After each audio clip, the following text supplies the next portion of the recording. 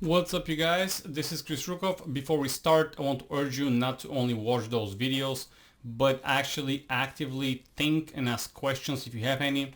If you want to send me a hand to review and for me to revive the hand of the week type of, not channel, but how you call it, hand of the week segment of this show, please do so. My contact is in the description down below.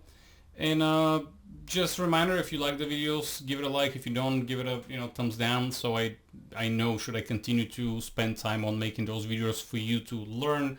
It's free, and this is free knowledge that I accumulated over time that I'm presenting to you for absolutely free. So with all that said, I hope you enjoyed the videos, guys. This is episode 2 for that specific student. You know what I mean? Yeah. They're not Yeah, thinking. sure. So now you're beating yourself, you're value betting yourself. Basically, if certain hand you play in a certain way, you're gonna be like, oh, I'm not gonna bet here because he's gonna think that I think that he thinks that I have this, but actually he's not even there yet. So instead of just betting and him calling, because all he thinks about is, oh, I have a pair. You know what I mean? So you're basically, in some spots you're checking instead of betting because you're leveling yourself, and in some spots you're betting to represent something because, oh, I'm representing here. They're not thinking about that. Yeah. For the I'm most playing part, how my range plays, but I should just be playing my cards. play your ABC. To be the Yeah. to be the player, you need to think on only one level above them, not two, not three. Yeah. Now, even if Ivy comes to play here on 2-0 or 10-0, he would still need to tone it down a notch a little bit to be able to beat him. There's no way you play against Tom Duan the same way as you play against Joe Schmo on 10-0. It just doesn't work the same way. They have different tendencies. They think the same. They think differently. It's just how it is. I'm not sure what example to give you. Even if you play with the same football, with the same soccer ball. I mean, if you have a fucking professional striker and me, it's the same ball, right? Well, it's very different. Like, one's been trained, one's knows that the goalkeeper jumps the right way X% of the time, and there's me that I'm just gonna kick it and whatever it goes. You know what I mean? Yeah. So with that said, I suggest you think of your sizings and do them accordingly. My suggestion is open 3 or 3.5 under the gun because it's the tightest range, and then you go down to 3. Then you go down to 2.5, and then you go down to the button that is 2 or 2.2, whatever you want. But also the c-bets. But I'm saying that you basically open a wider. That allows you to open a wider range. The wider the range, the smaller the sizing should be. It just makes sense. And yeah, I get it. I've heard that the thing that you play bigger pot in position, but then you have a trash hand. You know what I mean? You cannot c-bet 100%. I get it. The c-bet from the button is going to be a higher frequency. But once they call you once, now you even spent even more money to c-bet. That's why my c-bet from the button has less bluff. So my c-bet from the bottom is not as big as under the gun, for example. Because I know they're going to defend with a decent range. And I know they're going to float on the flop. Why c-bet if you know that those two things are going to happen? But all in all, the general strategy. I'm not gonna pitch you at the end. I'm just gonna mention I have a course that is, but it seems like you're not gonna take full advantage of it because I think you know more than the average player. But into the course, the whole strategy is laid out. It's $40 and it's 5 hours long, and I made it specifically for instead of you spending $50 to $75 for 1 hour, you can get 5 for the whole strategy. I'm gonna try to lay down now. Because for the majority of the time, we need to exploit the general tendency of the opponents, right? If you play 200 no limit, there are different general tendencies than when you play 5 no limit. It's the same 52 cards. I think I lost you again. No, I can hear. Oh, yeah, you hear? All right. Yeah. So that's your goal. Your goal is to be like a shark and behave the way a shark should behave.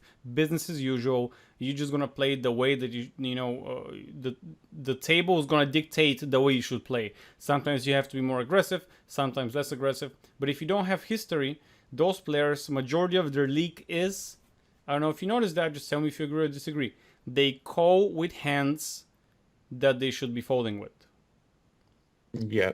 and Definitely, they tend to call turn and river, although they should maybe fold pre-flop. But let's say they decided to play this hand now, for sure they need to fold the flop, but they continue calling with the hand.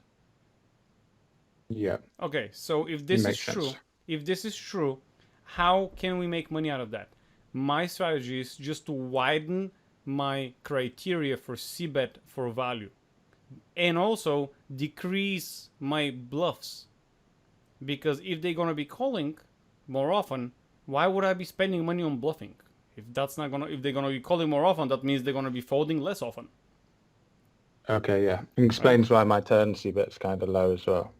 Yeah.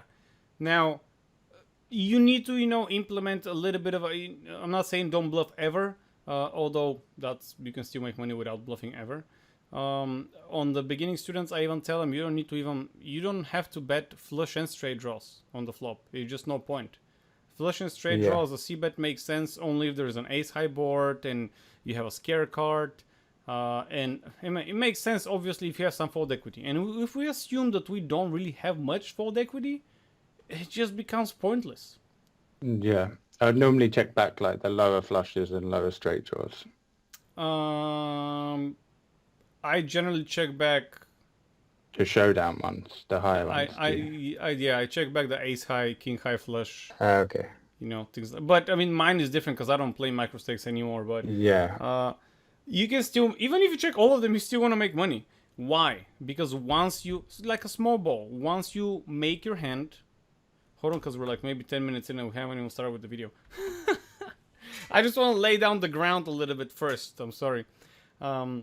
You can check back everything and still make money, because once your hand is made, more often than not they will call you down, because this is their tendency. They just want to see what you have. They will pay for what you have.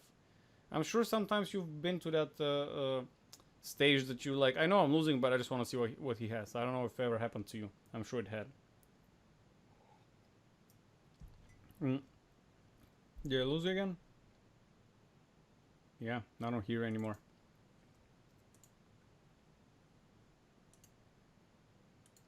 Yeah, no worries. Whenever you connected.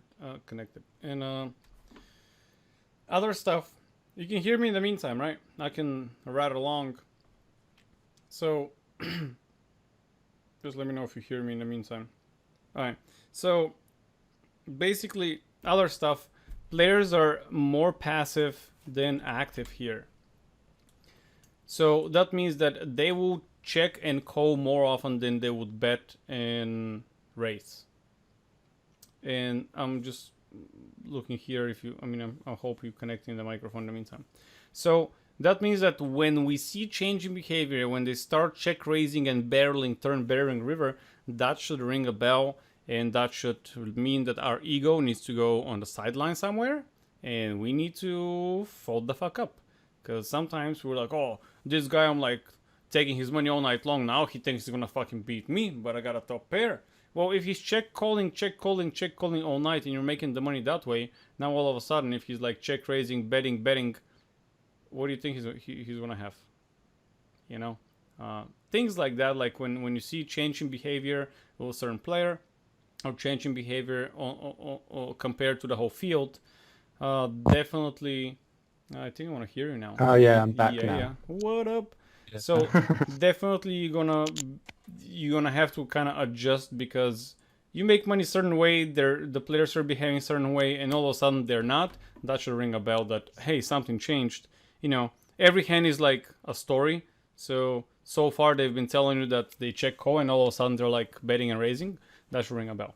Also, 3 bets are lower on those stakes. Alright guys, I hope you enjoyed that content. If you do, again, give it a like. If you don't, give it a thumbs down. Links are down below for my course for beginners. What else I was gonna say? Totally forgot. Well, subscribe if you want. If not, don't. And I hope you enjoy that content. Keep grinding, guys, and I'll see you in the next video.